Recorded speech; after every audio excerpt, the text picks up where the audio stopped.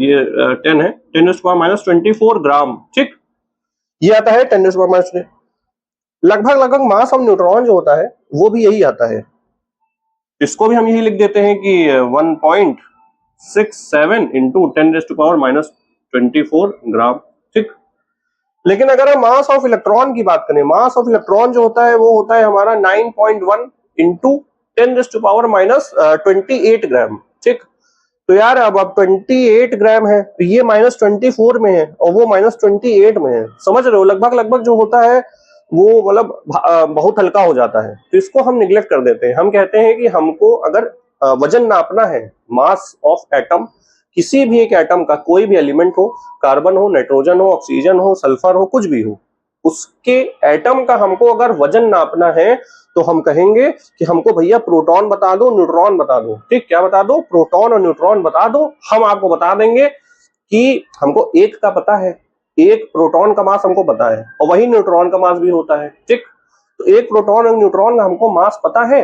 Sir अगर आप हमको ये बता दें कि कितने नंबर ऑफ प्रोटॉन और कितने नंबर ऑफ न्यूट्रॉन है, तो हम बस मल्टीप्लाई कर देंगे यार। हमने कहा कि एक घर में 4 लोग रहते हैं, ठीक है, या फिर 4 लोग छोड़ो, लोगों का वजन क्योंकि वैरी करता है।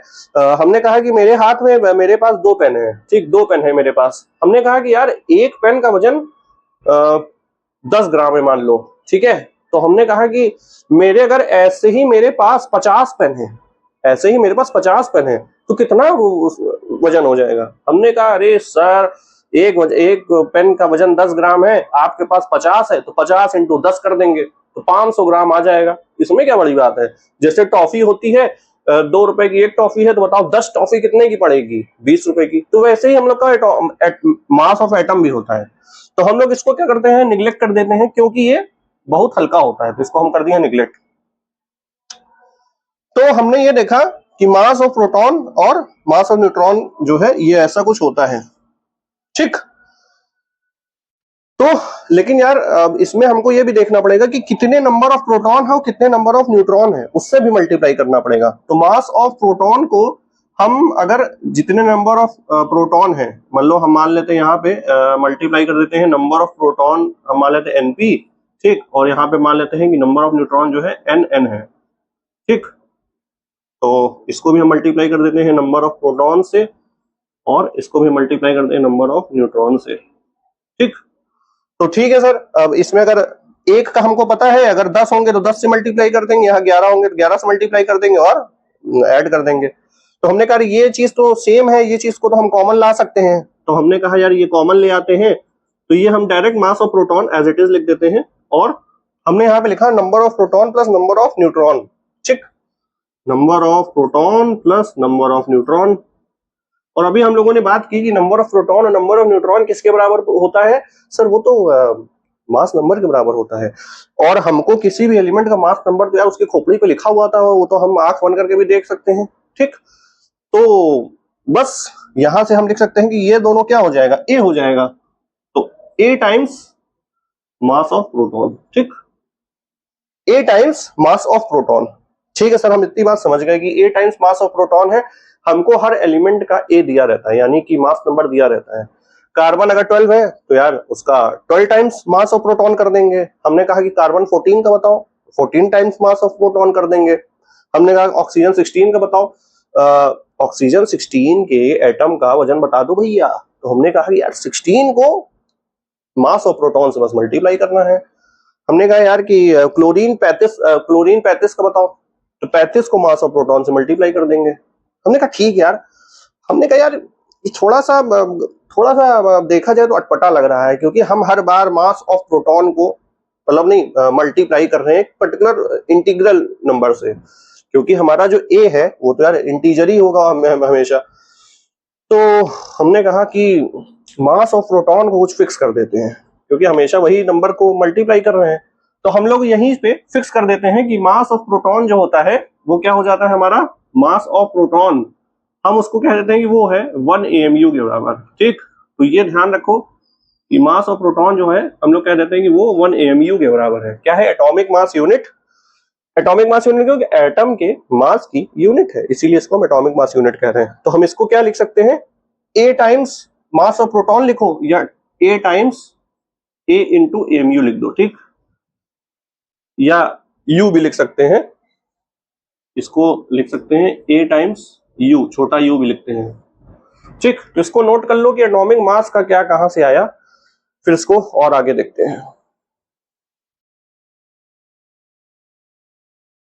चलो यार कुछ एग्जांपल्स भी देख लेते हैं। जैसे मान लो यार हमने कहा कि आपके पास एक एलिमेंट दे दिया सल्फर, ठीक, और उसकी खोपड़ी पे लिखा है 32, क्या लिखा है 32। हमने कहा कि सल्फर एक, देखो ध्यान देना एक वर्ड को, सल्फर एक एलिमेंट है, ठीक, उसका एटम होगा, और वो हमने एटम दे दिया है कि ये है, इसका हम एटॉमिक नंबर लिख देते हैं, वो होता है 16, ठीक है, 16 एटॉमिक नंबर है और मास नंबर हमारा है 32। हमने कहा कि इस एक, हमने मतलब बोरी में कई सल्फर के एटम्स थे, उसमें से हमने एक एटम उठाया, हमने कहा कि इसका भैया वजन आप बता दीजिए तो हम जान जाए। हाँ, तो हमने कहा बताइए वजन, तो कहा, आपने कहा कि अरे इसमें क्या बड़ी बात है, खोपड़ी पे देखा 32, हमने कहा ये लीजिए सर 32 AMU, बस ये लिख के बैठ गए। कोई बड़ी बात है क्या जी? नहीं। हमने कहा कि ठीक है आपने AMU में बता दिए, ग्राम में जरा बताइए तो माने। तो हमने कहा यार AMU में बता दिए तो ग्राम में बताने में कुछ जाता नहीं है, क्योंकि हम जानते हैं कि एक MU क्या होता है। हमने क्या कहा, हमने कहा कि भैया एक MU जो होता है हमारा होता है 1.67 इंटू 10⁻24 ग्राम, ठीक। तो हम इस AMU की जगह हम लिख देते हैं कि 32 इंटू 1.6 इंटू 10⁻24 ग्राम, खत्म। हमने कहा कि तुमने ग्राम में बता दिया, अरे यार बहुत बढ़िया बात है ये तो। हमने कहा केजी में बताओ, चलो केजी में, अरे बाप रे बाप, तो ग्राम, अब हम ये भी जानते हैं सर 1 kg जो होता है वो होता है 1000 ग्राम, ठीक, 1000 ग्राम होता है। हमने कहा कि हमको ग्राम को केजी में कन्वर्ट करना है, तो हम क्या करेंगे 1 ग्राम की वैल्यू निकालेंगे। 1 ग्राम की वैल्यू जब निकालेंगे तो ये हो जाएगा 10⁻³ kg, ठीक। तो हम इस ग्राम की जगह ये लिख देते हैं, तो हम क्या लिखेंगे 32 इंटू 1.67 इंटू 10⁻⁻, अब देखो यहाँ -24 है, यहाँ अगर आएगा तो -3 हो जाएगा, तो -24 और -3 क्या हो जाएगा -27, क्योंकि जब बेस सेम होता है तो पावर ऐड हो जाती है। हम लोगों ने ये बेसिक मैथ्स में सब सीखा हुआ है, नहीं आता है तो देख लेना, और अगर आता है तो बहुत बढ़िया बात है, ठीक। तो ये हमारा हो जाएगा केजी में। अब ऐसे ही यार मिलीग्राम में कह दे तो ऐसा खैर आता नहीं है, बट ठीक है हमको ये पता होना चाहिए। तो हमने कहा यार सल्फर का तो हमने बता दिया, अब आप ये बताइए फास्फोरस अगर है, ठीक, 31 यहाँ पे लिखा है और 15 लिखा है, तो ये क्या हो जाएगा 31 AMU हो जाएगा। कार्बन अगर लिखा है 12 लिखा है 6 लिखा है, ये 12 AMU हो जाएगा। सिमिलरली हम ग्राम में केजी में भी कन्वर्ट कर सकते हैं, बस हमको 1.67 इंटू मतलब इस वैल्यू से बस मल्टीप्लाई तो करना है, क्या करना है यार, कोई बड़ी बात नहीं है। तो ऐसे हम कोई भी एलिमेंट ले सकते हैं, बहुत एलिमेंट कुछ भी हो यार, तो हमको मास नंबर दिया रहेगा, मास नंबर से हम बस AMU लगा देंगे उसके पीछे, या फिर उसके पीछे हम लगा देंगे। तो ये क्या है, एक एटम का मास है। बोरी में बहुत ढेर सारी छोटी छोटी बॉल्स रखी हैं आप समझिए, और हमने उसमें से एक बॉल निकाला और हमने तराजू पे रखा, तराजू पे जैसे ही रखा तो उसमें इतना ग्राम लिख के आ गया, ठीक। तो हमने कहा कि ठीक है, ठीक है, यहां तक की बात हुई हमारी एटम एटॉमिक मास की बात यहां तक खत्म हो गई, ठीक। अब हम बात अगर करें मॉलिक्यूलर मासेस की, तो मॉलिक्यूलर मासेस कैसे होता है कि हमने कहा ये मॉलिक्यूल क्या होता है। सर मॉलिक्यूल का हमने डेफिनेशन देखी थी अपनी बेसिक्स ऑफ केमिस्ट्री के दौरान कि मॉलिक्यूल क्या है, एटम का एक जोड़ ही तो है, ठीक, एटम का जोड़ है कि यार एटम मतलब जैसे मान लो यार कोई मॉलिक्यूल है उसमें कुछ भी एटम्स हो सकते हैं। CO2 है, ठीक, मान लेते हैं कि एक CO2 है, CO2 क्या है, ये भी एक मॉलिक्यूल है। इसमें क्या क्या है सर, इसमें तो हमको दिख रहा है कि सर एक कार्बन एटम है प्लस ऑक्सीजन के 2 एटम है, ठीक, तो हम इनटू 2 कर देते हैं। हमने कहा कि बताओ H2O क्या है, सर हमने कहा कि H के एक एटम है, और नहीं सॉरी H के सॉरी 2 एटम है और ऑक्सीजन के एक एटम है। तो हमने कहा आपसे कि हमको यार एक मतलब हर एक एटम का मास तो निकालना आता है। हमने कहा अगर मॉलिक्यूल का मास निकालने के लिए क्या करना पड़ेगा, हर एक एटम के मास को उसकी एटॉमिसिटी से मल्टीप्लाई कर देना है, खत्म बात, उसकी एटॉमिसिटी से मल्टीप्लाई कर देना है। सर एटॉमिसिटी क्या होता है? अरे यार अब ये मत कहो, अब सब बेसिक्स में पढ़ा चुके हैं, लेकिन ठीक है बता देते हैं। एटॉमिसिटी क्या होता है कि जैसे ओवरऑल मॉलिक्यूल में कितने एटम्स प्रेजेंट हैं, वो तो होता है एटॉमिसिटी ऑफ मॉलिक्यूल। ठीक, अब पूछे इंडिविजुअल, जैसे मान लो यार SO3 है, ठीक, हमने कहा कि SO3 है, सल्फर ट्राईऑक्साइड है हमारे पास, हमने कहा कि इसकी एटॉमिसिटी क्या है, इसकी एटॉमिसिटी तो 4 हो जाएगी, क्योंकि 3 ऑक्सीजन के एटम्स हैं और सल्फर के 1 एटम है। ठीक, अगर पूछे जाए SO3 में, ध्यान से सुनिएगा प्लीज, ध्यान दे रहा है, इधर देखो, तुम्हारा ध्यान किधर है, इंपॉर्टेंट कॉन्सेप्ट इधर है।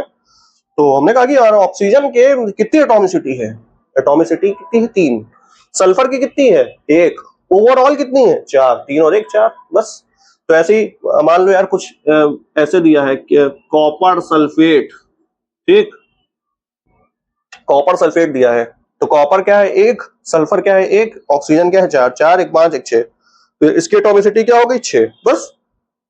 ये तो यार देख के मतलब दिख रहा है, इसमें अलग से क्या पढ़ाने की जरूरत है यार। अब हम कहें कि ये बताओ हमको जरा, HNO3 होता है हमारा नाइट्रिक एसिड, ठीक, HNO3 नाइट्रिक एसिड जो होता है, इसकी एटॉमिसिटी बता दो जरा। तो हमने कहा यार H तो 1 है, नाइट्रोजन 1 है, ऑक्सीजन 3 है, 3 4 1 5, H2SO4 कुछ भी हो, ठीक। तो और ले लेते हैं, जैसे वाटर ऑफ क्रिस्टलाइजेशन के फॉर्म में अगर हो, तो जैसे मान लो कॉपर सल्फेट ही है और ये होता है .5H2O, ठीक, ऐसा प्रेजेंट होता है हमारा।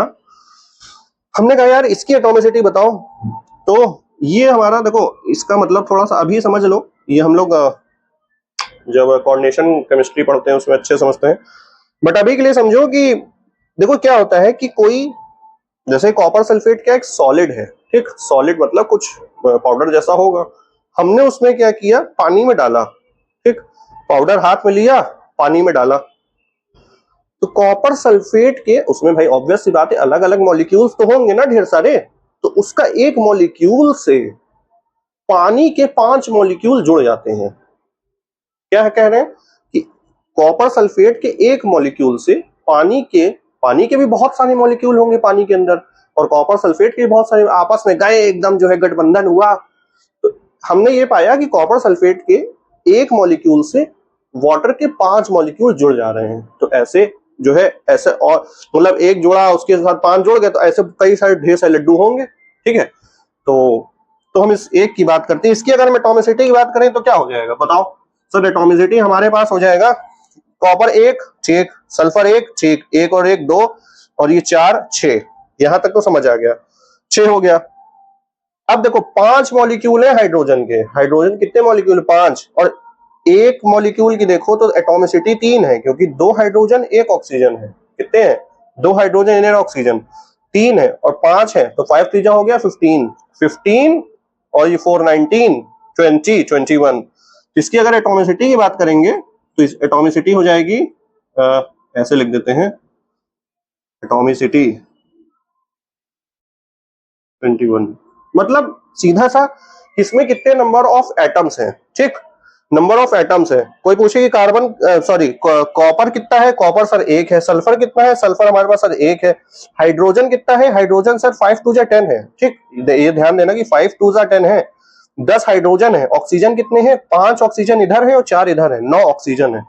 तो कोई पूछे कि इसमें ऑक्सीजन के एटम्स कितने हैं, सर हमको तो दिख रहा है कि 5 इधर है और 4 इधर है, 9 ऑक्सीजन के एटम्स है। सर हाइड्रोजन एटम कितने हैं, हमको तो दिख रहा है। तो ये हमारा होता है। दूसरा और फॉर्मेट क्या होता है हमारा, जैसे मान लो यार क्या ले लें, फेरस Fe2SO4, ये हमने ले लिया फेरिक सल्फेट। अब नाम बताना भी हमने ये बताया हुआ है बेसिक्स ऑफ केमिस्ट्री में कि हमको ये याद है, और हमने वहां पे बताया भी है कैसे याद करना है, सब चीज बताया है, तो वो जाके यार देख लो, ठीक है। तो ये क्या है, फेरिक सल्फेट है, ठीक है। तो हमने कहा कि यार आयरन के कितने एटम्स हैं, सर आयरन के 2 हैं, क्योंकि यहाँ पे 2 लगा हुआ है, तो आयरन के 2 एटम्स हैं। सल्फर के कितने हैं, अब देखो ये ब्रैकेट के बाहर 3 लगा है, तो इसका मतलब क्या है, सल्फर के 3 एटम है, इस 3 को यहाँ पे भेजना, ठीक, और यहाँ पे भेजना, इसमें मल्टीप्लाई करना होता है। तो सल्फर के तो 3 एटम है, सल्फर हम यहाँ लिख देते हैं कि सल्फर जो है 3 एटम है, ठीक, और ऑक्सीजन के कितने हैं सर ऑक्सीजन के हो जाएंगे 4 3 12। एटॉमिसिटी, देखो एटॉमिसिटी ओवरऑल पूछे अगर, वैसे पूछता नहीं है जेई नीट में तो मतलब, लेकिन हाँ कहीं यूज हो गया तो हम बता सकते हैं कि ऑक्सीजन की 12 है, सल्फर की 3 है, आयरन की 2 है और ओवरऑल हम जोड़ देंगे। ठीक, तो हमको लगता है ये समझ गए होंगे। तो इसको आप कर लो नोट एटॉमिसिटी के बारे में, और हमने ये एग्जाम्पल 2-3 देखा है कि कैसे हम एटॉमिक मास निकालते हैं। स्क्रीन पॉज करके नोट कर लीजिए, फिर हम लोग मॉलिक्यूलर मास का और देखते हैं।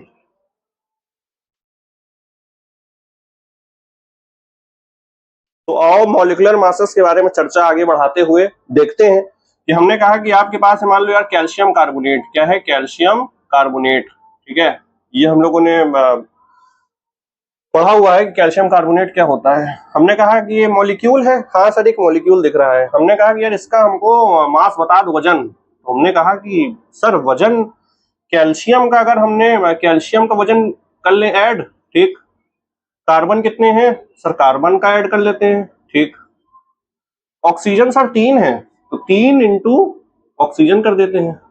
तो हमने कहा कि यार अगर हमको किसी भी एक मॉलिक्यूल का मास निकालना है, क्या करना है, एक मॉलिक्यूल का मास निकालना है, तो उसके अंदर जितने भी एटम प्रेजेंट होंगे, जितने भी टाइप के एटम प्रेजेंट होंगे, वो सब हम देख के मल्टीप्लाई करके और जोड़ देंगे, खत्म बात। क्या बड़ी बात है, हमको एटम का, एक एटम का मास निकालना आता है, ठीक, तो बस। लेकिन हाँ मास नंबर यार पता होना चाहिए, अगर वैसे दिया रहता है बट अब जनरल, अब कोई अब कार्बन का नहीं देगा, वो कार्बन का यार तुमको पता होना चाहिए कि 12 होता है, ठीक है, फास्फोरस का पता होना चाहिए 31 होता है, सल्फर का पता होना चाहिए 32 होता है, कैल्शियम का पता होना चाहिए 40 होता है, सोडियम का पता होना चाहिए 23 होता है। तो ये सब मास नंबर याद कर लो बहुत अच्छे से, बहुत काम आएगा। तो फिलहाल हमने कहा कि यार हम इस सब के एटम का मास वो कर दें, बस खत्म हो गया। कैल्शियम का हमारे पास 40 होता है सर, ठीक है, ये 40 सब एएमयू चल रहा है, एएमयू चल रहा है, क्यों, क्योंकि हम एक मॉलिक्यूल का मास निकाल रहे हैं, ठीक है। हमने कहा कि ये 40 होता है, कार्बन का सर 12 होता है, और एक ऑक्सीजन का क्या होता है 16, और 3 से मल्टीप्लाई करेंगे तो हो जाएगा हमारे पास 48।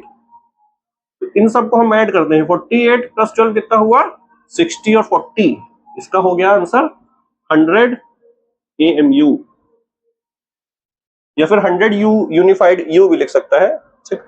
तो ये क्या हुआ, ये हमारा हुआ कैल्शियम कार्बोनेट के एक, कैल्शियम कार्बोनेट क्या है, कैल्शियम का कार्बन और ऑक्सीजन मिले, गठबंधन हुआ आपस में, बढ़िया मिले उले, पार्टी वाल्टी किए, बढ़िया नाचे गाए, और फिर दोस्त बन गए। तो दोस्त बनने के बाद इन लोग एक मॉलिक्यूल बन गए, मॉलिक्यूल बन गए। कहें कि यार सबका वजन निकालो, हमने कहा ठीक है, एक मॉलिक्यूल का हमने कहा कि वजन है ये, ठीक है। हमने कहा कि यार एक कहीं थोड़ी नहीं पूछेगा, कहेंगे हम आपसे बताइए कि आप बताइए 5 मॉलिक्यूल, 5 मॉलिक्यूल का पूछ लेता, 5 मॉलिक्यूल ऑफ CaCO3। तो हमने कहा कि सर आप क्या ही सी फालतू बात कर रहे हैं। हमने कहा कि हमको एक का जब पता है तो 5 से मल्टीप्लाई कर देंगे, ये तो यार बहुत एकदम बच्चों वाली बात है, नर्सरी से पढ़ते आ रहे हैं ये चीज कि एक टॉफी का दाम 2 रुपए है तो 10 टॉफी का क्या 20 रुपए हो जाएगा, मल्टीप्लाई कर देंगे। तो हमने कहा 5 मॉलिक्यूल का है तो 5 इंटू 100 कर दो यार। अब ये बताओ, अब ये इसमें कहाँ केमिस्ट्री है, बताओ कुछ केमिस्ट्री है ये? हाँ यूनिट जरूर लिखा करो फिजिकल केमिस्ट्री में यार, फिजिकल केमिस्ट्री मतलब यूनिट। ठीक है, तो हमने कहा अब 5 तुम पूछ रहे हो, हमने कहा कि 500 बता दो, 850 बता दो, 900 बता दो, ठीक। कोई अगर आपसे कोई कह दे कि ठीक है चलो अभी तो खैर ये जानते हैं कि 5 कुछ भी, ठीक है, मॉलिक्यूल हमारा हो गया 5 मॉलिक्यूल 50 कुछ भी हो, नंबर ऑफ मॉलिक्यूल्स हमको पता है, तो हम ये निकाल सकते हैं कि नंबर ऑफ मॉलिक्यूल्स हमको पता है, और हमने कहा कि एक का पता है हमें 100, तो हमको पता चल जाएगा कि मतलब ठीक है। हमने कहा अब और आगे बात को बढ़ाते हैं। हमने कहा कि हमारे पास हमने कहा कि यार ये बताओ कि नंबर ऑफ ऑक्सीजन एटम्स, एक एग्जांपल है, ठीक, इसको ध्यान देंगे कि number of oxygen atoms, oxygen के atoms present in 2 molecules of sulphuric acid. ये तो यार सीधा दिख रहा है, हमने कहा कि H2SO4 सल्फ्यूरिक एसिड हमारा है, उसमें कह रहा है कि ऑक्सीजन एटम कितने हैं, या फिर पूछ सकता है कि एटॉमिसिटी क्या है ऑक्सीजन की। तो कह रहा है 2 मॉलिक्यूल हैं, हमने कहा एक मॉलिक्यूल का तो हमको पता है, वो होता है 4, ठीक। H2SO4 में 4 ही तो ऑक्सीजन है, तो 2 कह रहा है तो बस क्या कर दोगे यार, 2 into 4 कर देंगे, 2 into 4, इसमें क्या बड़ी बात थी, तो वो बड़ी बात थी क्या। तो अभी हम लोगों ने मॉलिक्यूलर मास देख लिया, अब इसमें और क्या क्वेश्चन पूछ सकते हैं कि ऑक्सीजन कितना है, या पर्टिकुलर मॉलिक्यूल में पूछ सकता है कि नहीं, इलेक्ट्रॉन कितने हैं, प्रोटॉन कितने हैं, न्यूट्रॉन कितने हैं। तो ये हम लोग कैलकुलेशन बेसिक्स ऑफ केमिस्ट्री में देखे थे कि पर्टिकुलर एक एटम का जो होता है उसमें हम इलेक्ट्रॉन, प्रोटॉन, न्यूट्रॉन कैसे कैलकुलेट करते हैं। तो थोड़ा सा भी हम बता देते हैं। तो हम कहते हैं कि नंबर ऑफ जो प्रोटॉन होता है वो हमारा एटॉमिक नंबर के बराबर ही हो जाता है, ठीक। नंबर ऑफ, अगर न्यूट्रॉन की बात करें, नंबर ऑफ न्यूट्रॉन है ये क्या हो जाता है, मास नंबर से हम एटॉमिक नंबर माइनस कर देते हैं, क्योंकि ये होता है प्रोटॉन प्लस न्यूट्रॉन, और ये होता है प्रोटॉन, प्रोटॉन प्लस न्यूट्रॉन में से प्रोटॉन हटा देंगे, नंबर ऑफ न्यूट्रॉन हमारे पास मिल जाएंगे। और न्यूट्रल एटम, जब neutral atom, in neutral atom यानी कि कोई चार्ज वार्ज ना हो, ठीक है, in neutral atom number of proton equals to number of electron और इक्वल्स टू एटॉमिक नंबर के बराबर हो जाता है ये। तो जितने प्रोटॉन होंगे उतने ही इलेक्ट्रॉन होंगे, ठीक है। और हमको अगर इंडिविजुअल एटम्स का आता है, हम लोगों ने बेसिक्स ऑफ केमिस्ट्री में देखा हुआ था कि इंडिविजुअल एटम्स का अगर हमको आता है तो हम पर्टिकुलर मतलब मॉलिक्यूल हो या आयंस हो, हम बता सकते हैं कि यार इलेक्ट्रॉन कितने हैं, प्रोटॉन कितने हैं, न्यूट्रॉन कितने हैं, कुछ बता सकते हैं, कोई बड़ी बात नहीं है, ठीक। इसको कर लो नोट, फिर आगे और हम लोग बातें करते हैं।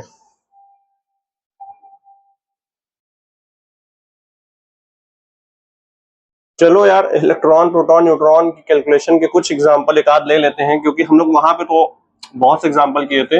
हमने कहा मान लो हमारे पास है कैल्शियम 40 है, 20 है, ठीक। तो हमने कहा नंबर ऑफ प्रोटॉन क्या हो जाएगा सर, वो हो जाएगा एटॉमिक नंबर के बराबर, जो कि हो जाएगा 20, और यही नंबर ऑफ इलेक्ट्रॉन भी हो जाएगा, क्योंकि ये न्यूट्रल है, कोई चार्ज वार्ज तो है नहीं। बात करेगा नंबर ऑफ न्यूट्रॉन्स की, तो नंबर ऑफ न्यूट्रॉन क्या हो जाएगा, 40 माइनस 20 यानी कि 20, ठीक। मास नंबर से बस एटॉमिक नंबर को हमको सब्ट्रैक्ट कर देना होता है। और बात करें अगर मान लो दूसरा कुछ एग्जांपल यहीं पे ले लेते हैं। मान लो हमने कहा कि यार सोडियम का बता दो हमें, सोडियम हमने कहा 23 होता है और 11 होता है। हमने कहा कि नंबर ऑफ प्रोटॉन बताओ क्या होगा, नंबर ऑफ प्रोटॉन हमने कहा कि यार 11 हो जाएगा, क्या बड़ी बात है। तो यही नंबर ऑफ इलेक्ट्रॉन भी हो जाएगा, क्यों, क्योंकि ये एक न्यूट्रल एटम है, कोई चार्ज नहीं है, ठीक। ठीक है सर, हमने कहा कि नंबर ऑफ न्यूट्रॉन भी बता दो, नंबर ऑफ न्यूट्रॉन क्या हो जाएगा, वो हो जाएगा सर मास नंबर में से हम एटॉमिक नंबर को घटा देते हैं, मास नंबर में से एटॉमिक नंबर को घटा देते हैं, तो हमारा क्या आ जाता है, हमारा भैया आ जाता है नंबर ऑफ न्यूट्रॉन, ये हो जाता है भैया जी 12, ठीक है। तो नंबर ऑफ न्यूट्रॉन, और भी ऐसे एलिमेंट्स हो सकते हैं, तो वो सब कर लेंगे। अब थोड़ी सी अगर आयंस के बारे में चर्चा कर लें, तो हमारा आयंस क्या होता है, हमने कहा आयंस क्या होता है कि हम लोग जो एटम होता है, हम लोग का एटम जो होता है, हम लोग ये जानते हैं सर प्रोटॉन और न्यूट्रॉन न्यूक्लियस के अंदर प्रेजेंट होता है। इलेक्ट्रॉन जो होता है वो यार न्यूक्लियस के अराउंड घूमता रहता है, अपना चक्कर वक्कर लगाता रहता है, ठीक है। तो आयंस कब बनते हैं, जब इलेक्ट्रॉन, जो ऑर्बिट पे इलेक्ट्रॉन घूम रहा है वो चला जाए, या कहीं से आउटर ऑर्बिट पे इलेक्ट्रॉन आ जाता है, ठीक, तो वो आयंस बन जाते हैं। तो हमारा अगर आयंस की थोड़ी सी चर्चा कर लें, आयंस जो होता है वो क्या होता है, इलेक्ट्रॉन का आना जाना, इलेक्ट्रॉन का आना जाना, ठीक है, यही लिख लो, इलेक्ट्रॉन का आना जाना, ये लिख लेते हैं, इलेक्ट्रॉन का आना जाना। हमने कहा कि यार कैल्शियम है हमारे पास, इसमें अभी हमने देखा कितने इलेक्ट्रॉन है सर, 20 इलेक्ट्रॉन होते हैं। इसमें हमने कहा कि यार अच्छा कितने इलेक्ट्रॉन जाते हैं, कितने आते जाते हैं, वो हम लोगों ने इलेक्ट्रॉनिक कॉन्फ़िगरेशन से देखा था कि जो वैलेंस शेल होती है उसमें से ही उतने ही इलेक्ट्रॉन आते या जाते, उस हिसाब से होता है। तो अगर 4 से कम होते हैं तो वो जाते हैं, ठीक है, 4 से अगर ज्यादा वैलेंस शेल में इलेक्ट्रॉन्स होते हैं तो जितने की कमी होती है ऑक्टेट पूरा करने के लिए उतने इलेक्ट्रॉन आते हैं। तो ये सब हम लोगों ने बेसिक्स ऑफ केमिस्ट्री में बहुत अच्छे से देखा है डिटेल में। तो अभी तो हम बस बता दे रहे हैं कि हमने कहा कि यार इसमें वैलेंस इलेक्ट्रॉन होते थे 2, ठीक है, क्यों? क्योंकि इसकी इलेक्ट्रॉनिक कॉन्फ़िगरेशन में क्या लिखते थे सर? 2 लिखते थे, 8 लिखते थे और फिर 8 लिखते थे, फिर 2 लिखते थे। तो ये हमारा होता है आउटर मोस्ट शेल यानी कि वैलेंस शेल। वैलेंस शेल में 2 है तो 2 हट जाएगा। अब जब 2 ये हट गया तो देखो ये ऑक्टेट पूरा हो गया ना, क्योंकि आउटर मोस्ट 8 होना चाहिए, 8 है, ऑक्टेट पूरा हो गया, ठीक। तो यहां से जब 2 इलेक्ट्रॉन चला जाएगा तो क्या बन जाएगा? कैल्शियम पे +2 बन जाता है। प्लस प्लस क्यों बना? क्योंकि इलेक्ट्रॉन चला गया है, और जब इलेक्ट्रॉन जाता है तो हमने यार इलेक्ट्रॉन दे दिया, ठीक है, हमने किसी को दिया है, पैसा उधार वगैरह को दिया है, तो इसने क्या इलेक्ट्रॉन उधार दिया है किसी को। अब जब उधार देगा तो इसको बढ़िया फील होगा यार हमारे पास, तो इसको क्या कहते हैं? कैटायन कहते हैं। तो ये क्या है? कैल्शियम का आयन कह सकते हैं या कैल्शियम का कैटायन, ठीक। अब जो है नंबर ऑफ प्रोटॉन्स की बात करेंगे तो वो तो सेम रहेगा, वो हमारा 20 ही रहेगा। नंबर ऑफ न्यूट्रॉन की बात करेंगे वो भी हमारा 20 ही रहेगा। लेकिन अब नंबर ऑफ इलेक्ट्रॉन का जो खेल है वो खेल हो चुका है। क्यों? क्योंकि हम आयंस जब बनाते हैं तो इलेक्ट्रॉन का ही लेन देन करते हैं। तो आयन हो और एटम हो, न्यूट्रल एटम, तो उसमें प्रोटॉन और न्यूट्रॉन की जो संख्या है वो यार हमेशा बराबर रहेगी, कोई दो राय वाली बात है ही नहीं। क्यों सर? क्यों ऐसा क्यों? अरे यार इलेक्ट्रॉन का ही तो लेन देन हो रहा है, प्रोटॉन और न्यूट्रॉन तो न्यूक्लियस के अंदर प्रेजेंट है, वो उसका आना जाना कैसे हो सकता है, ठीक। केमिकल रिएक्शन में नहीं होता, ठीक, न्यूक्लियर रिएक्शन में होता है, बट यहाँ पे वो चीज हम नहीं समझ रहे हैं अभी। नंबर ऑफ इलेक्ट्रॉन्स की अगर हम बात करें यहाँ पे, तो नंबर ऑफ इलेक्ट्रॉन्स हमने कहा पहले सर हमारे पास थे 20 इलेक्ट्रॉन, हमारे पास थे 20 इलेक्ट्रॉन।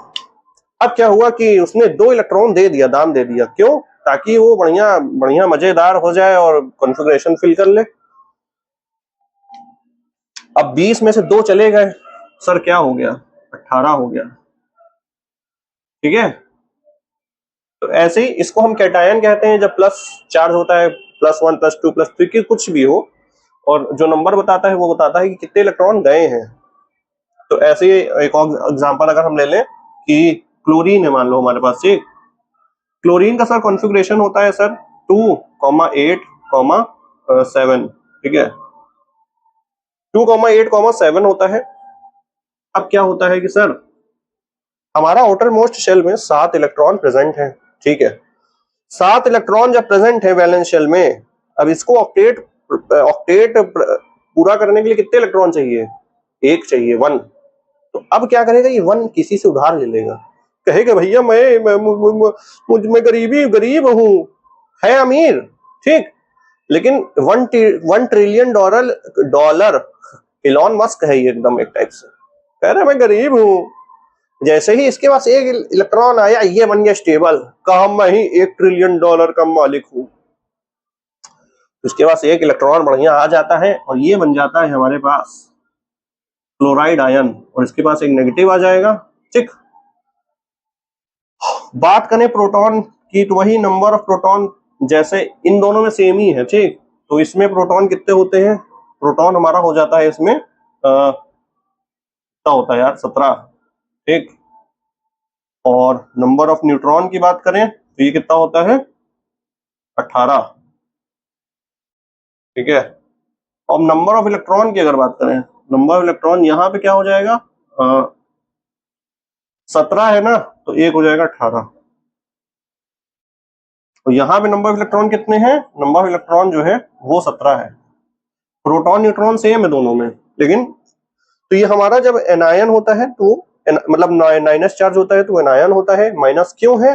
क्योंकि उसने इलेक्ट्रॉन लिया है, और जब उधार लेते हो, ऋण लेते हो, तो यार उधार चढ़ जाता है ना, बैंक का लोन लिए। तो हमको लगता है यार बहुत कम समय में इतना खूबसूरती से समझा पाना, तो यार ठीक है।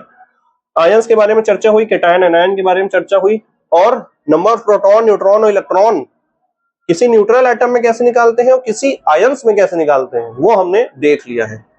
अब इसको कर लो नोट, फिर आगे और बातें करते हैं।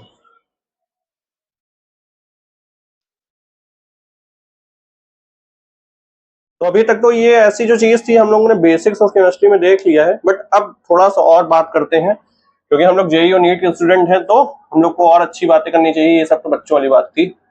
तो अब हम बात करें, अगर आपसे पूछें, हमारे पास मान लो NO3 माइनस है, ठीक,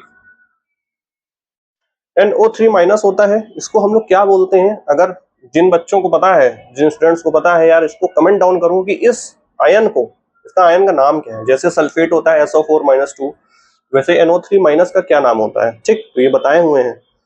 फिलहाल हम इसके अगर नंबर ऑफ प्रोटॉन्स की बात करें, नंबर ऑफ, अब हमको क्या है ना कि मॉलिक्यूल में देखो, अब इसका वजन निकालना है, वो तुम निकाल लोगे। इसका वजन क्या होगा? इसका वजन वही हो जाएगा, नाइट्रोजन का हो जाएगा प्लस 3 ऑक्सीजन का हो जाएगा।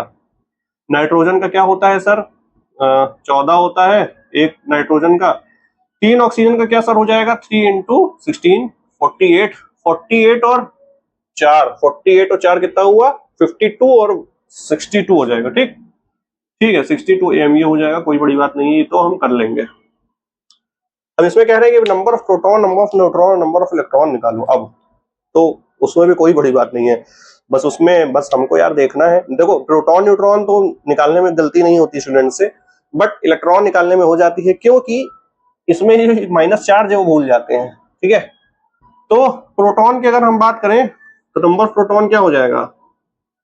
नाइट्रोजन में कितने होते हैं सर? 7, प्लस ऑक्सीजन में कितने होते हैं? एक ऑक्सीजन में सर हमारे पास एटॉमिक नंबर के बराबर ही प्रोटॉन होता है, एटॉमिक नंबर 8 होता है, तो 8 सीधा 24 हो जाएगा, 24, बस 24 और 7 कितना होता है? 31 प्रोटॉन हो जाएंगे। नंबर न्यूट्रॉन की बात करेंगे, अरे देखो, बराबर जरूरी नहीं हो या ना हो, तो इसलिए ऐसे डायरेक्ट बराबर मत कर देना। न्यूट्रॉन की बात करें तो ये भी 7 होगा और 24 होगा, यहाँ भी बराबर आ गया तो बात अलग है। तो नंबर न्यूट्रॉन बराबर 31। अब नंबर ऑफ इलेक्ट्रॉन क्या हो जाएगा, ये ध्यान देना। नंबर ऑफ इलेक्ट्रॉन जो है वो तो नाइट्रोजन में तो 7 होगा, ठीक है, और 3 ऑक्सीजन में 24 ही होगा, लेकिन चूंकि यार एक माइनस चार्ज लगा है, इसकी वजह से एक इलेक्ट्रॉन जो है ऐड हो जाता है, तो ये ध्यान देना भैया। तो अब क्या है, 32 हो जाएगा। नंबर ऑफ इलेक्ट्रॉन कितना होगा? 32। ऐसे ही आपसे पूछे कि बताओ भैया, कार्बोनेट है हमारे पास CO3-2, ठीक है, CO3-2 है। प्रोटॉन और न्यूट्रॉन तो हमको लगता है निकाल लोगे। कार्बन का क्या होता है? कार्बन का सर हमारे पास कार्बन चाचा का क्या होता है? 12 होता है। और प्रोटॉन क्या हो जाएगा? उसके एटॉमिक नंबर के बराबर। एटॉमिक नंबर होता है सर 6 और 16 3 48, अरे सॉरी 8 3 24, तो 24 6 क्या हो गया? 30, ठीक है, 30। तो ये हो गया नंबर ऑफ प्रोटॉन। यही नंबर ऑफ न्यूट्रॉन भी हो जाएगा, क्योंकि बराबर होता है ना, 6 + 24 30। नंबर ऑफ न्यूट्रॉन्स भी यही हो जाएगा। नंबर ऑफ इलेक्ट्रॉन की अगर बात करें तो यहाँ पे हो जाएगा 6 + 24 + 2 हो जाएगा, क्योंकि इसमें -2 है चार्ज, तो ये हमको ये ध्यान रखना है, ये हो जाएगा। अब अभी तक देखो क्या क्या आ रहा था, अभी तक हमारे पास 30 आ रहा था, अब क्या यहाँ पे हो जाएगा? 32 इलेक्ट्रॉन से नंबर ऑफ इलेक्ट्रॉन। तो ऐसे यार हमको लगता है कोई भी आयन अगर दिया होगा और हमको इंडिविजुअल एटम्स का बारे में हमको पता है, चीजें पता है, तो हम आसानी से निकाल सकते हैं, कोई बड़ी बात तो है नहीं, ठीक। तो इसको कर लो नोट, फिर आगे और बात करते हैं।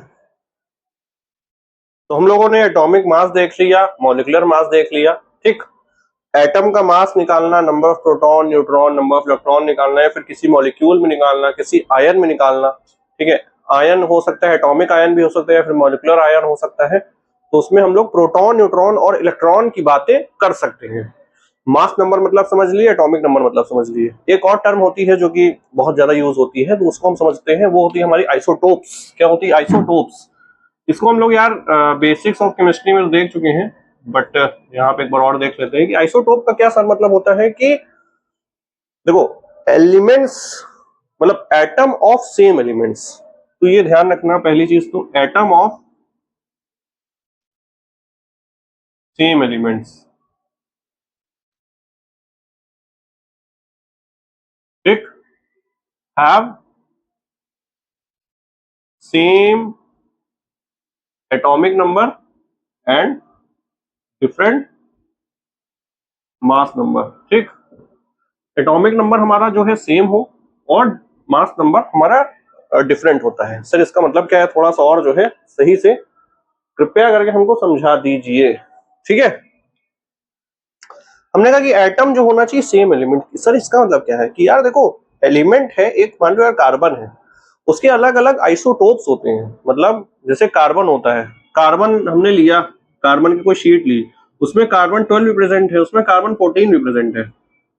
इसका कुछ परसेंटेज होगा, इसका कुछ परसेंटेज होगा, ये मान लो 80% प्रेजेंट है, ये मान लो यार 20 ही परसेंट प्रेजेंट है। ठीक, तो हम कह देते हैं कि ठीक है कार्बन 12 को हम कंसिडर करते हैं। जैसे हाइड्रोजन होता है, हाइड्रोजन के 3 आइसोटोप होते हैं, हाइड्रोजन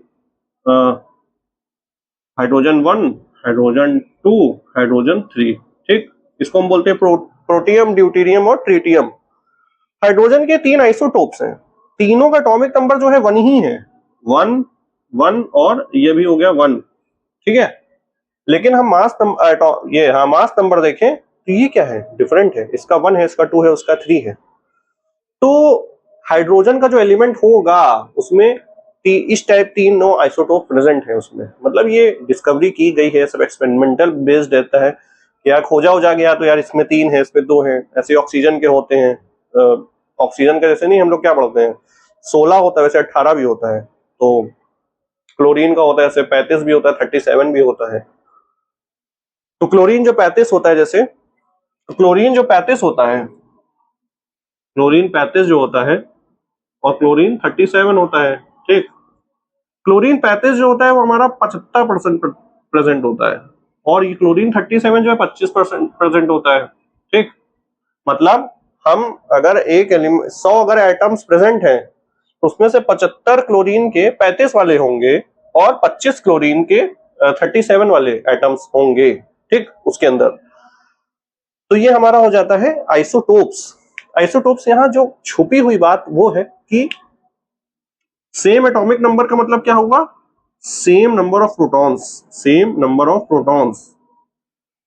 डिफरेंट मास नंबर का क्या मतलब हो गया कि डिफरेंट क्या होना चाहिए, number of protons plus number of neutrons. इसका जो सम है वो डिफरेंट आना चाहिए। अच्छा, इसका सम डिफरेंट कब आएगा, अच्छा खुद बताओ, इसका सम डिफरेंट तब आएगा ना, प्रोटॉन तो प्रोटॉन तो हमारा सेम है, प्रोटॉन तो हमारा सेम है, प्रोटॉन हम मान लेते हैं भैया हमारे पास 10 है, ये भी 10 है और ये भी 10 है, प्रोटॉन हमने मान लिया सेम है। ठीक, हमने कहा कि ये डिफरेंट कब आएगा, डिफरेंट कब आएगा, ये मान लो यार एक बार हमको लाना है 11, इसको एक बार लाना है 12, एक बार हमको लाना है 13, डिफरेंट आ रहा है। तो ये तभी डिफरेंट होगा जब नंबर ऑफ न्यूट्रॉन भी डिफरेंट होगा। एक कॉमन सेंस और कॉमन मैथ्स है कि प्रोटॉन सेम, न्यूट्रॉन डिफरेंट होगा, तभी वो जब जुड़ेगा सेम पे तो डिफरेंट आएगा। ठीक, तो हम यहाँ पे क्या जोड़ेंगे, 1 जोड़ेंगे, यहाँ पे 2 जोड़ेंगे और यहाँ पे 3 जोड़ेंगे, तभी आएगा। तो हम यहाँ से देख सकते हैं नंबर न्यूट्रॉन भी हमारा डिफरेंट हो गया। ठीक है, तो हम कह सकते हैं कि हमारा नंबर ऑफ प्रोटॉन सेम हो और नंबर ऑफ न्यूट्रॉन डिफरेंट हो, वो क्या कहलाता है, आइसोटोप्स कहलाता है। जैसे कार्बन का है, ऑक्सीजन का है। ठीक है, तो आइसोटोप का मतलब हमको समझना है मेनली, बस थोड़ा सा, बाकी बहुत ज्यादा इसको डिटेल में नहीं देखना होता। तो स्क्रीन पॉज कर लो और नोट कर लो। नेक्स्ट हम लोग अपना टर्म समझते हैं जो कि है मोल। मोल यार पूरा चैप्टर ही मोल पे ही बेस्ड है, मोल मोल मोल, चैप्टर ही क्या पूरी केमिस्ट्री ही कहो मोल पे ही बेस्ड है। ठीक, तो फिजिकल केमिस्ट्री में तो बहुत ज्यादा ही यूज होता है, इनऑर्गेनिक ऑर्गेनिक में भी मोल, मतलब इनऑर्गेनिक में नहीं, मोल ऑर्गेनिक में तो यूज हो जाता है। ठीक है, तो मोल के बारे में चर्चा करते हैं। मोल क्या है सर, मोल कुछ नहीं है, मोल क्या है, एक फिक्स्ड क्वांटिटी है। जैसे डजन होता है 12, वैसे ही मोल भी हमारा हो जाता है क्या, एक नंबर होता है, फिक्स्ड नंबर, जो कि होता है 6.022 इंटू 10⁻23। ठीक, ये फिक्स्ड नंबर है। कहीं मोल लिखा रहेगा मतलब 6.022 इंटू 10⁻23। हमने कहा कि मेरे पास 1 मोल पेन्स है, मेरे पास कितनी पेन्स है, 1 मोल पेन्स है। अब आपसे कहते हैं कि 1 डजन पेन है मेरे पास, तो आप समझ जाते कि भैया 12 पेन है मेरे पास। आपसे कहे कि मेरे पास 1 मोल पेन है, मतलब 6.022 इंटू 10⁻23 पेन है। 10⁻23 तो बहुत बड़ा हो गया, ऑब्वियस सी बात है। कोई कहे कि 6.022 इंटू 10⁻23 बॉल्स है मेरे पास। ठीक है यार, इतनी बॉल्स है, बाप रे। तो ये इतना बड़ा नंबर को डिफाइन क्यों किया गया, क्वेश्चन ये राइज होता है मेनली, क्योंकि यार एटम क्या होता है, बहुत छोटा होता है, बहुत छोटा होता है। उतने छोटे छोटे एटम्स को अलग अलग हमको लाइस करना नहीं, मतलब रिएक्शन के दौरान देखना समझना तो थोड़ा सा डिफिकल्ट होता है। तो इसीलिए एक साइंटिस्ट आए, चाचा जी आए, उन्होंने कहा कि यार एक नंबर हम डिफाइन कर देते हैं, फिक्स कर देते हैं, लोड़ा 6.02 इसको मेरा नंबर दे दो, एवोगैड्रो नंबर। अब हम भी आएंगे, हम भी कहेंगे कि प्रथमेश जी का नंबर है और वो होगा 8.9964 इंटू 10⁻28। तो ये क्या एक नंबर हो गया मेरे नाम पे, खत्म। तो इसको हम क्या कहते हैं, इसको हम कहते हैं एवोगैड्रो नंबर। एवोगैड्रो, अरे यार ठीक है ना, हाँ सही तो है, गैड्रोज नंबर। ये साइंटिस्ट के नाम पे रखा गया है एवोगैड्रोज नंबर, और इसको हम कैपिटल एन और छोटा सा स्मॉल ए, इसको हम ऐसे रिप्रेजेंट करते हैं, ठीक है।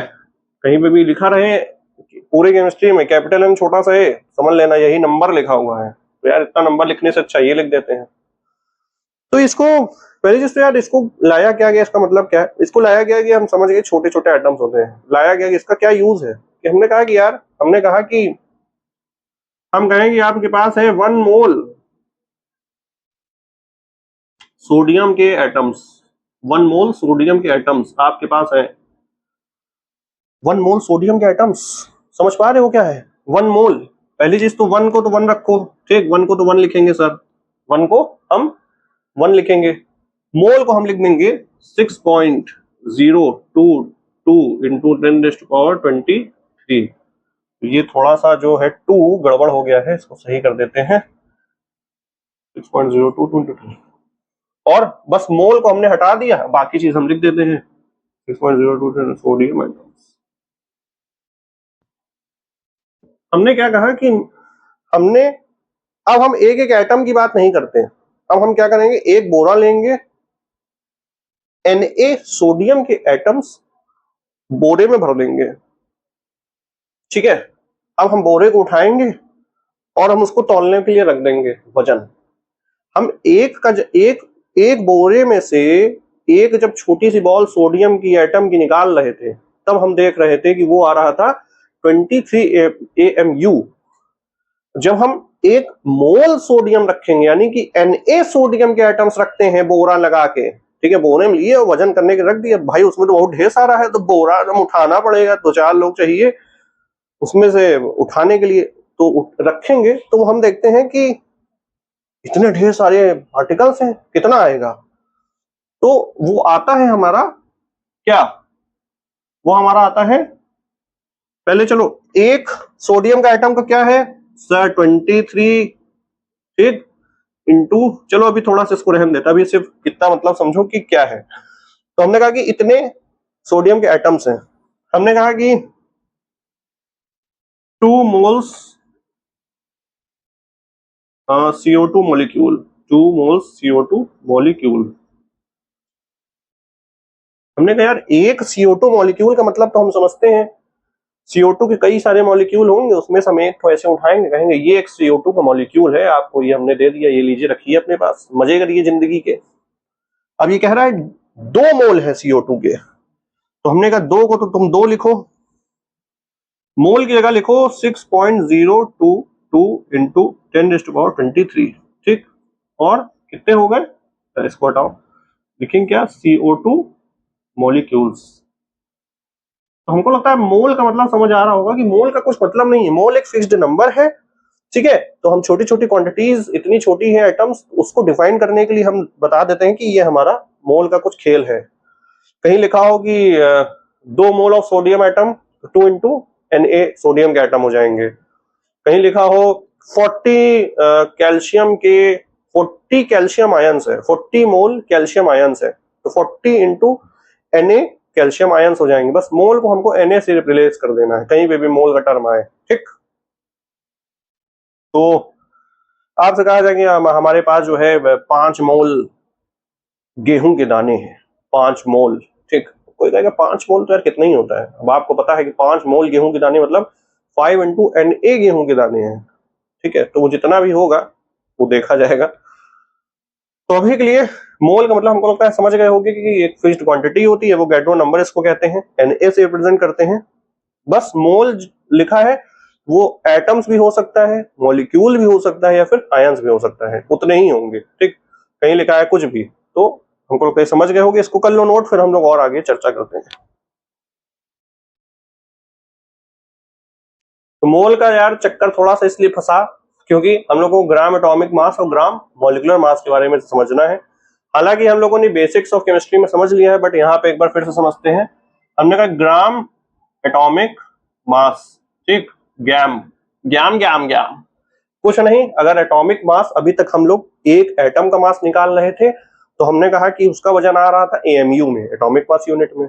अब हम क्या करेंगे, एक मोल एटम्स निकाल लेंगे, एक मोल एटम्स लेंगे, तो वो जो वजन एएमयू में आ रहा था वहां एक एटम का, यहाँ पे एक मोल एटम्स का वजन जो आता है वो ग्राम में आ जाता है। खत्म, कुछ नहीं है, बस यूनिट का अंतर है। वहां पे एएमयू लिखते थे, यहाँ पे ग्राम लिख देंगे। तो ये है ग्राम एटॉमिक मास। एक मोल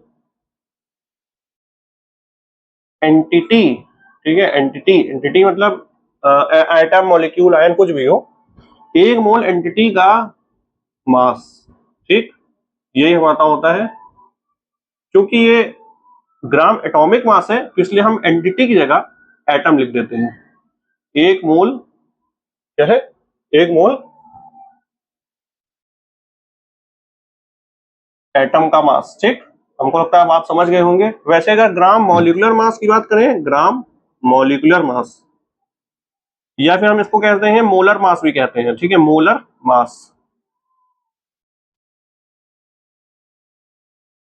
तो ये क्या हो जाएगा, ठीक है सर, ये तो हम समझ पा रहे हैं कि एक मोल, जैसे एटम का मास यहां पे हो जाएगा सर एक मोल,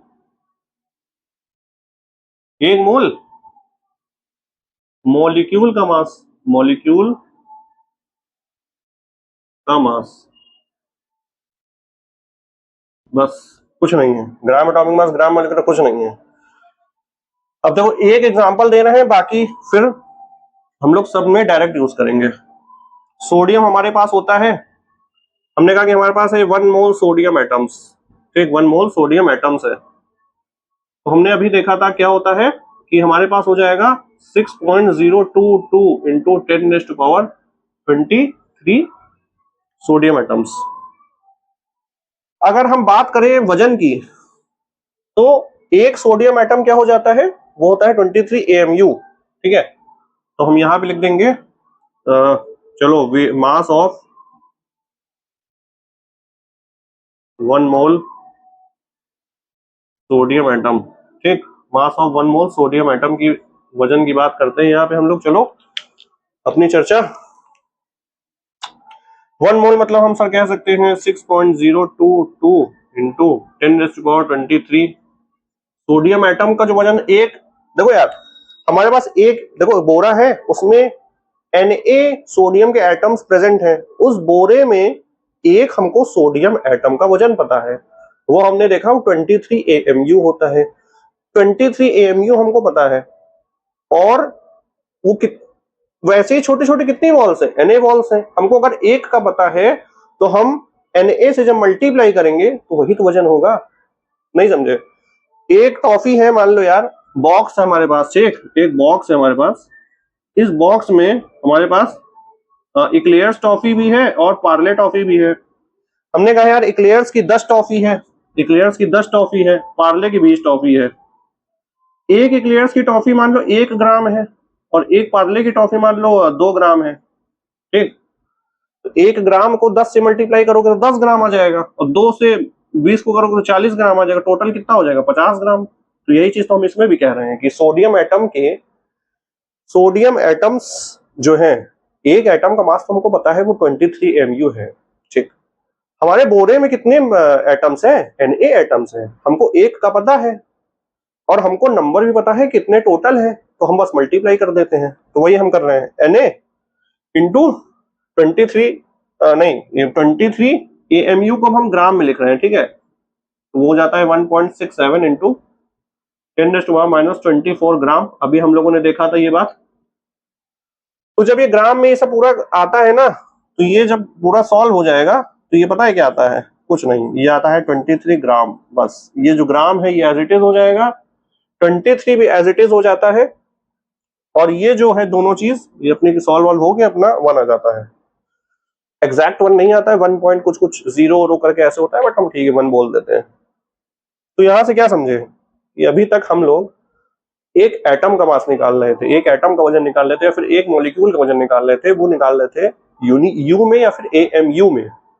लेकिन अब हम एक मोल का निकालेंगे अगर, तो उसको हम कहेंगे कि वो 23 ग्राम है। ठीक है, ये ध्यान रखना। एक मोल एटम हो सकता है, एक मोल मॉलिक्यूल हो सकता है, या फिर एक मोल आयंस भी हो सकता है। वो किसमें होगा? ग्राम में होगा। ग्राम ही को क्या कहते हैं? ग्राम एटॉमिक मास कहते हैं, ग्राम मॉलिक्यूलर मास कहते हैं। ग्राम मॉलिक्यूलर मास का दूसरा नाम क्या है? Molar mass. क्या है? Molar mass. ठीक। तो हम आपसे अगर आपसे पूछ ले कि हमसे ये बताओ 1 मोल कार्बन डाइऑक्साइड का मॉलिक्यूल्स है, तो पहले तो इसका मतलब समझना है हमको क्या, एक मोल कार्बन डाइऑक्साइड के मॉलिक्यूल्स है, मतलब सर CO2 की छोटे छोटे मॉलिक्यूल्स Na है, CO2 की छोटे छोटे मॉलिक्यूल्स Na है, एक बोरे में भरे हुए हैं। और जब बोरे में भरा होगा कोई चीज ढेर सारी, तो यार वो ग्राम राम में ही होगा, ऑब्वियस सी बात है, तो कॉमन सेंस की बात है। तो हमने कहा CO2 का वजन होता है वो तो सर अभी हम लोगों ने देखा था 44 AMU होता है, एक उसका अगर मॉलिक्यूल उठाए तो। बस चुपके से आ जाओ, AMU को हटाओ, ग्राम लगाओ और आंसर पाओ। तो हमने कहा कि यार ठीक है, यहाँ पे हम लिख देते हैं 44 ग्राम, तो क्या हो जाएगा 44 ग्राम। ठीक। तो ऐसे ही हम लोगों ने जो अभी तक बात की तमाम तरीके एटम और मॉलिक्यूल्स की, वैसे ही हम यहाँ पे भी कर सकते हैं, बस AMU को हटाएंगे और ग्राम लगाएंगे, आंसर पाएंगे। ठीक। तो इसको यार नोट कर लो, gram atomic mass, gram molecular mass, फिर आगे बात करते हैं।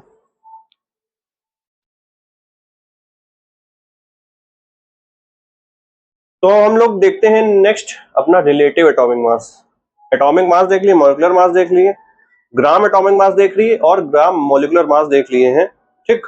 अब हम लोग देखते हैं रिलेटिव एटॉमिक मास क्या होता है। रिलेटिव एटॉमिक मास यानी कि Ram.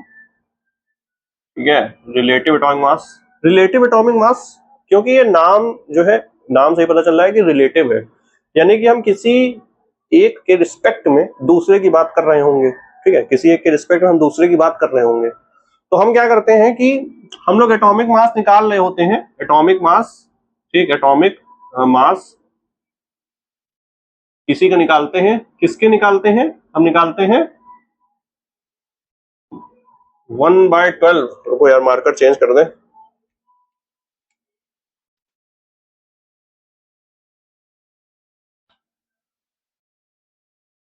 One by 12 of carbon 12 atom. ठीक। तो इसका क्या मतलब हुआ, हम लोग जो एटॉमिक मास निकालेंगे वो हम, मतलब ठीक है, कुछ बहुत ज्यादा समझने की बात नहीं, बस हम लोग एटॉमिक मास जो निकालते हैं वो 1/12 ऑफ कार्बन 12 एटम के रिस्पेक्ट में निकालते हैं। कार्बन 12 एटम जो है उसका वजन क्या था, अभी हम लोग निकालना था 12 AMU था। क्या था? 12 AMU। 12 AMU। ठीक। इसको हमने 1/12 से मल्टीप्लाई कर दिया, तो ये 12 कैंसिल हो गया, तो क्या बचा नीचे? AMU। ऊपर भी अभी तक हम एटॉमिक मास किसमें कैलकुलेट कर रहे थे? AMU में। तो यहां से AMU और AMU कैंसिल हो जाता है, ये यूनिटलेस क्वांटिटी आती है। ठीक। राम जो है रिलेटिव एटॉमिक मास वो यूनिटलेस आती है। बस इसको थोड़ा सा इतना ही समझ लो, कुछ और है नहीं। कोई आपसे कहे कि सोडियम का रिलेटिव एटॉमिक मास बता दो, तो AMU को हटा देना, बस कह देना 23 है। ठीक। कोई कहे कि कैल्शियम का रिलेटिव एटॉमिक मास, क्योंकि रिलेटिव एटॉमिक मास है तो एटॉमिक ही मास पूछेगा, रिलेटिव मॉलिक्यूलर मास तो पूछेगा नहीं, तो होता भी नहीं है। ठीक है, तो रिलेटिव एटॉमिक मास कैल्शियम का पूछे तो बता देना 40। यूनिट मत लगाना, ये ध्यान रखना। ठीक। तो ठीक है, इसको नोट कर लो, कुछ ऐसा खास तो नहीं है। तो अब हम लोग की चर्चा शुरू होगी एवरेज एटॉमिक मास के बारे में और एवरेज मॉलिक्यूलर मास के बारे में। तो अभी तक ये जो हम लोग एक बेस बना रहे थे, तो ये सब तो 9th में हम लोग देख चुके हैं, बेसिक्स ऑफ कॉन्सेप्ट में देख चुके हैं सब चीजें। लेकिन अब यहां से जो है थोड़ी सी सही चर्चा शुरू होती है। हमारा अब नेक्स्ट है एवरेज एटॉमिक मास। ठीक। अभी तक क्या हम लोग रिलेटिव एटॉमिक मास देख लिए, नॉर्मल ये सब चीजें।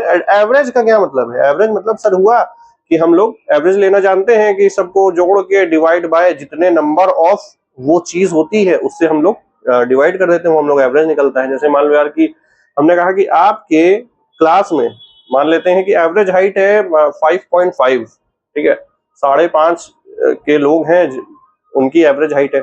तो ऐसा थोड़ी नहीं है कि आधे बच्चे 5 के होंगे और आधे बच्चे 6 के होंगे, ऐसा बिल्कुल भी नहीं है। कोई 5 का होगा, कोई 5.2 का होगा, कोई 5.7 का होगा, कोई 5.6 का होगा।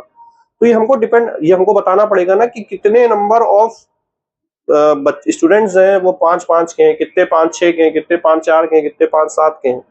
तो वैसे ही हम लोग एटॉमिक मास में भी करते हैं कि हम लोग क्या करते हैं कि हमारे पास एटम का जो मास होता है वो हम लोग एवरेज निकालते हैं, क्योंकि आइसोटोप्स के फॉर्म में कई एलिमेंट प्रेजेंट होते हैं। जैसे मान लो यार कोई Z है, एक Z1 है, Z1 नहीं लेते हैं, मान लो हम X1 ले लेते हैं, X1 है, उसका होगा मान लो यार A1 Z1, ठीक, और X2 है, उसका होगा मान लो A2 और Z2। Z2 कैसे है, ये तो सेम होगा, ठीक है, ये Z दोनों सेम होगा और ये A1 A2 होगा। हमने कहा कि ये जो है X% प्रेजेंट है, X% प्रेजेंट है, और ये हमारे पास है Y%।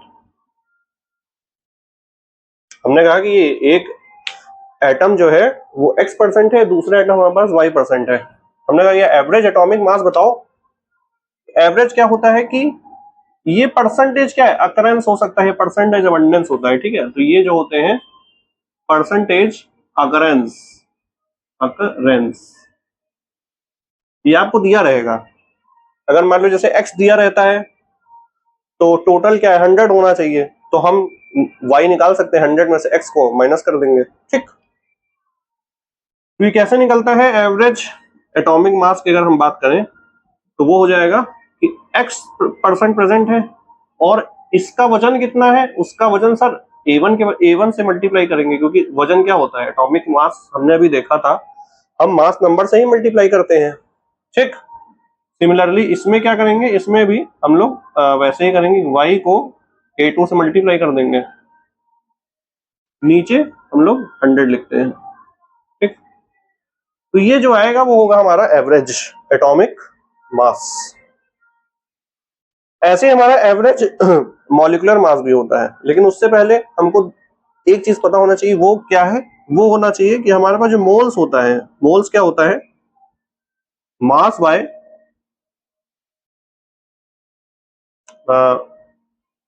मोलर मास, ठीक। मास बाय मोलर मास हमारा जो है वो होता है वजन, मोल्स। इससे क्या आप समझ में आ रहा है, सर आपसे पूछें कि हमने कहा कि 23, ये 23 छोड़ो, 46 ग्राम हमारे पास सोडियम के एटम्स हैं, 46 ग्राम सोडियम के एटम्स हैं, ठीक। हमने कहा कि बताओ कितने मोल्स हैं, तो हमने कहा कि मोल्स निकालने का क्या तरीका है, वजन दिया है 46 और सोडियम के एटम की बात हो रही है, तो सोडियम के एटम का जो वजन होता है, एक सोडियम एटम का क्या होता है 23 ग्राम होता है, क्योंकि हम यहाँ पे मोलर मास या एटॉमिक मास जो लेते हैं वो ग्राम्स में लेते हैं, ठीक है, इसलिए हमने यहाँ पे मोलर मास लिखा है। और यहाँ पे हम ये भी लिख देते हैं कि मास बाय एटॉमिक मास,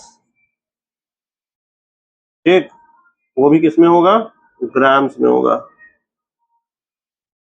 तो वहां पे हम 23 से डिवाइड कर देंगे, तो हम कह देंगे सर ये तो सर हमको साफ साफ दिख रहा है कि 2 मोल्स हमारे पास है।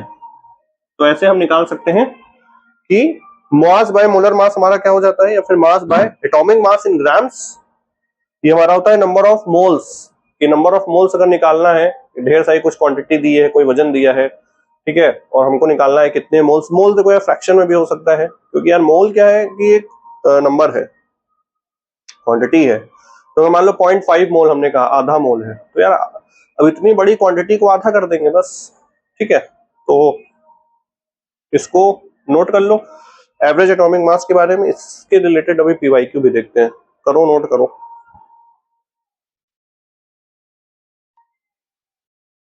अब हम बात करते हैं मीन मोलर मास के बारे में, ठीक।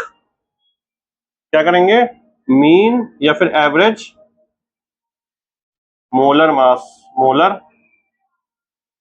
मास के बारे में बात करेंगे। जैसे एवरेज हम लोग एटॉमिक मास का निकाल लेते हैं, वैसे ही हम मॉलिक्यूलर मास भी एवरेज निकाल सकते हैं मोलर मास का। इसमें क्या है, आपको परसेंटेज ऑफ मोल्स दिए रहेंगे, ठीक है, परसेंटेज ऑफ मोल्स दिए रहेंगे और आपको वजन दिया रहेगा, मतलब मॉलिक्यूलर वेट दिया रहेगा, मॉलिक्यूलर वेट,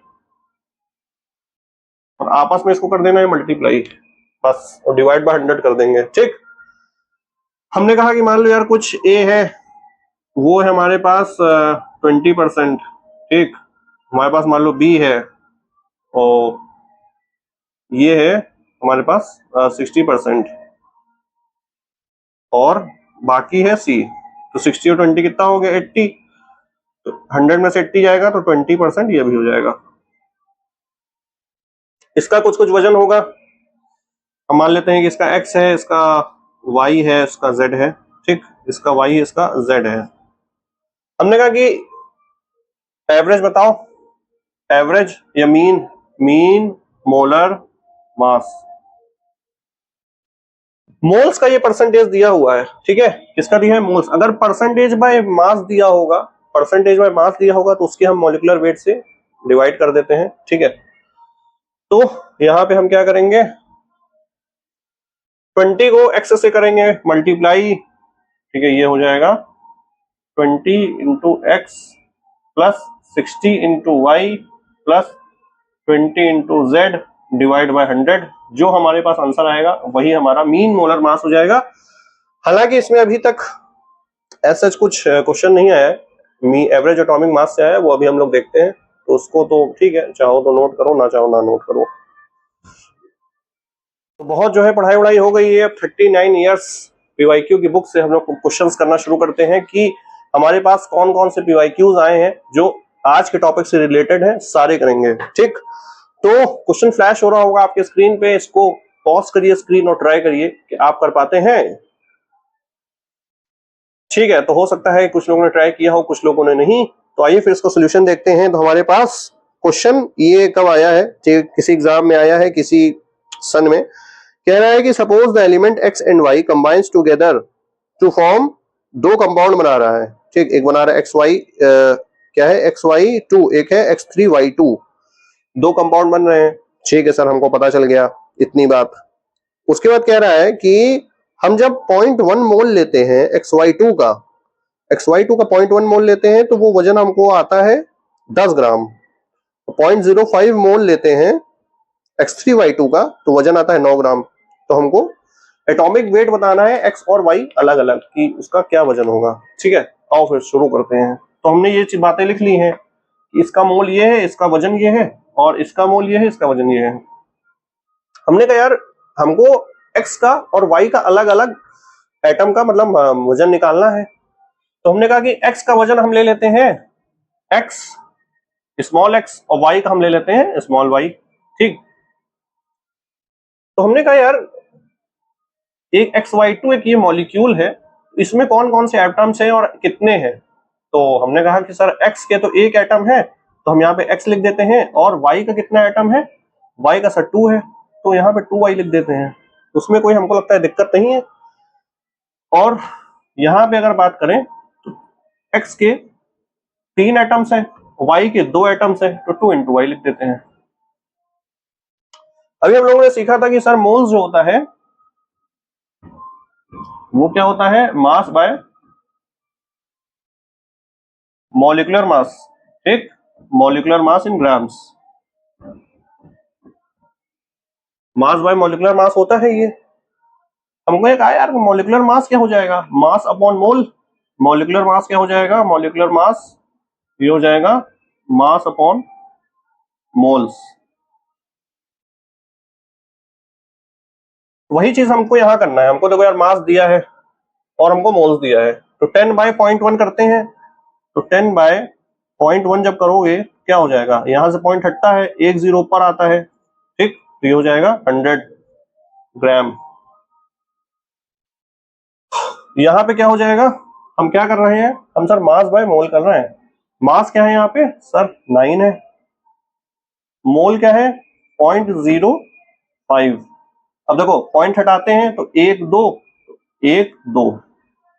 अब 900 से 5 हटेगा तो क्या आता है 450 ग्राम। ठीक, तो यहाँ पे हमारा एक सही है ना, हाँ ठीक है, 100 ग्राम आया है, यहाँ पे 450 ग्राम आया है। अब हमने कहा कि मॉलिक्यूल का जो मास है उनके इंडिविजुअल एटम्स के मास के बराबर ही तो होता है। हमने भी देखा कि कैल्शियम कार्बोनेट का मास जो आ रहा था एक मोलर मास, तो क्या है कैल्शियम का मास प्लस कार्बन का मास प्लस 3 ऑक्सीजन के एटम्स का मास। तो वही सेम चीज है कि XY2 जब है तो X का मास प्लस 2 ऑक्सीजन के 2 Y के एटम्स के मास, वही वजन होगा। और वो हम लोग का क्या आ रहा है, टोटल हमारा आ रहा है 100। ठीक है, तो X प्लस 2Y, एक इक्वेशन तो हमारी ये हो गई 100। दूसरी इक्वेशन क्या हो गई कि ये वाली हो गई कि 3X प्लस 2Y, ये हमारी हो गई 450। ठीक, दो इक्वेशन बन गई, दो अननोन है, इसको बस हमको सॉल्व कर देना है। तो ट्राई करते हैं। ठीक है, अब अपनी कैलकुलेशन कर लेना और हमको ये बताना कि इसका क्या फाइनल आंसर है। ऑप्शन आपके स्क्रीन पे आ चुका है। ठीक, इसको बताना, फिर हम आपको बताएंगे कि करेक्ट है कि नहीं। तो नोट कर लो, फिर आगे बढ़ते हैं। नेक्स्ट हमारा PYQ आपके कंप्यूटर स्क्रीन पे फ्लैश हो रहा होगा, तो पॉज करो स्क्रीन और ट्राई करो। ठीक है, तो आपने आई होप ट्राई किया होगा। तो आइए शुरू करते हैं। देखते हैं कि हमारे पास 3 एलिमेंट दिया है, X200, X199 और X202। इसका परसेंटेज अकरेंस दिया है कि 90% है, 8% है और 2% है। इसमें कह रहा है कि एवरेज एटॉमिक वेट हमको क्लोजेस्ट मतलब नियरेस्ट बताना है कि किसके है। ठीक है, तो हमने अभी अभी सीखा है यार एवरेज एटॉमिक मास निकालने क्या तरीका है कि हमको परसेंटेज दिया रहता है, हमको बस 90 से मल्टीप्लाई कर देना है उसके मास से। मास हमको 200 है यहाँ पे, तो हम 90 को 200 से मल्टीप्लाई करेंगे, प्लस कर देंगे किससे। अब यहाँ पे परसेंटेज है हमारे पास 8। ठीक, 8 और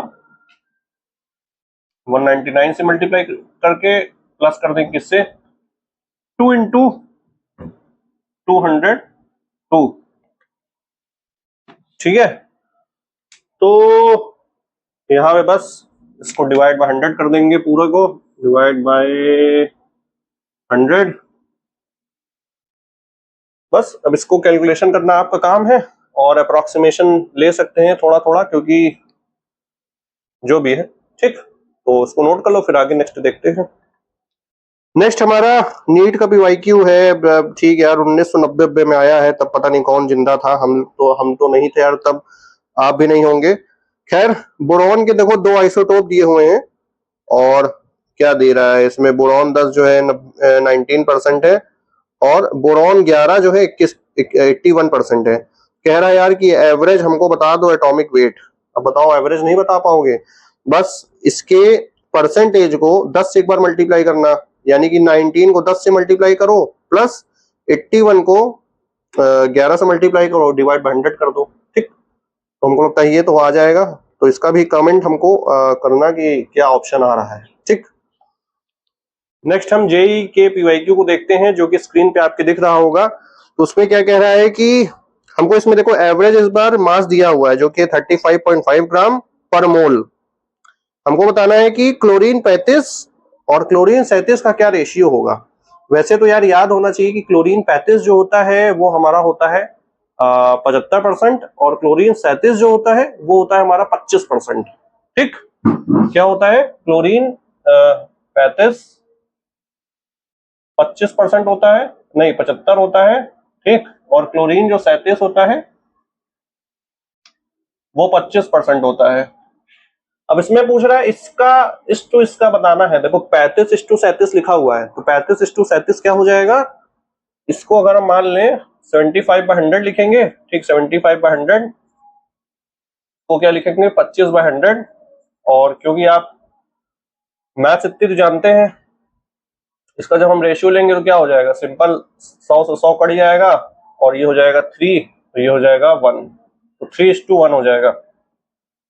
गलती करने की क्या चांसेस है यहाँ पे, तो ऑप्शन ऐसा नहीं दिया है। अगर 35:37 की जगह क्लोरीन 37 क्लोरीन 35 दे देता और एक और ऑप्शन दे देता 1:3 भी साथ में, तो कंफ्यूजन थोड़ी सी हो सकती थी कि 3:1 होगा कि 1:3 होगा, तो जल्दीबाजी में दिक्कत हो सकती थी, तो इसको ध्यान देना है। ठीक है, तो इसको नोट कर लो। ये कौन सा है हमारा क्वेश्चन नंबर है, ये जेई में आया हुआ है, ठीक है, जो भी आया है 2020 में आया है, ठीक, नोट कर लो। So next question JEE mains का इंटीजर टाइप है, जो आपकी स्क्रीन पे फ्लैश हो रहा है, उसको ट्राई करें। और यहाँ पे कह रहा है कि मोल्स जो है बराबर हैं, वजन भी बराबर है, दो कंपाउंड है ए और बी, वो मिलके बन रहे हैं AB2, और क्या बन रहा है AB3 ना, AB3 और A2B बन रहा है, A2B बन रहा है। तो हमको बताना है कि इंडिविजुअल मतलब ए का वजन बी के रिस्पेक्ट में कितने टाइम्स होगा। ठीक, तो आओ करते हैं।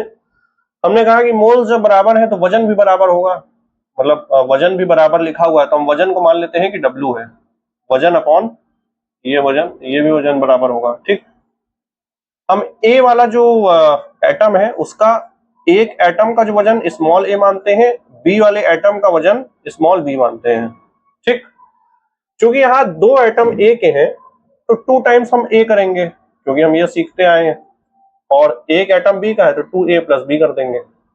यहाँ पे एटम ऑफ ए क्या है, एक है, तो हम कर देंगे A प्लस बी का कितने एटम से 3 है, तो यहाँ पे कर देंगे 3B। क्योंकि ये बराबर है तो डिनोमिनेटर भी हमारे बराबर हो जाएंगे, तो 2A + B को 3A + B नहीं A + 3B से करेंगे तो A इधर आ जाएगा, तो ये हो जाएगा A = 3B जो है इधर जाएगा, तो ये हो जाएगा 2B। ठीक, तो हमने कहा कि वजन ऑफ ए ये हो जाएगा weight of A equals to 2 times weight of B. ठीक, इंटीजर टाइप क्वेश्चन था, हमको बस 2 उसमें टाइप कर देना था। तो यहां तक हम लोग की बात हो गई है। जेई मेंस और नीट वीट के पीवाईक्यू कर चुके हैं, एक पीवाईक्यू और है, ये देख लेते हैं, जो आपके कंप्यूटर स्क्रीन पे फ्लैश हो रहा होगा। इसमें कह रहा है कि the modern atomic mass unit, जो एटॉमिक मास यूनिट AMU है, वो किस पे बेस्ड है, तो उसका आंसर हमारा हो जाएगा कार्बन 12 पे बेस्ड है, ये 1980 पे आया है। और नेक्स्ट क्वेश्चन हमारा 57 वाला जो है वो कह रहा है कि weight of 10⁻22 molecules of copper sulphate .5H2O कितना होगा। ठीक, तो हमने कहा कि यार कॉपर सल्फेट .5H2O एक का वजन निकाल लेते हैं, तो एक का वजन मान लो यार कुछ भी आ रहा होगा, वो आप निकाल लेना। कॉपर का आपको पता है, सल्फर का पता है, और ऑक्सीजन के 4 का पता है, कॉपर सल्फेट, और H2O का पता है, H2O तो 18 होता है, तो 5 × 18 कर देना, तो ये सब प्लस कर देना। ठीक, ये तो आया एक मॉलिक्यूल का। अब जब हमको एक मॉलिक्यूल का पता चल गया तो हम 10 इंटू फिर पूरे को 10 × 22 से मल्टीप्लाई कर देंगे। ठीक है, तो बस यही हमको पूछ रहा है, जो कि आया है IIT 1991 में। तो आई होप यहां तक आपको पीवाईक्यूज समझ में आ गए होंगे। ठीक है, जेई मेंस नीट के सारे पीवाईक्यूज हम लोग के जो भी इससे रिलेटेड थे, हालांकि कम थे बट जो भी थे कर लिए हैं। फिर मिलते हैं नेक्स्ट वीडियो में। Stay connected and keep learning. Bye bye.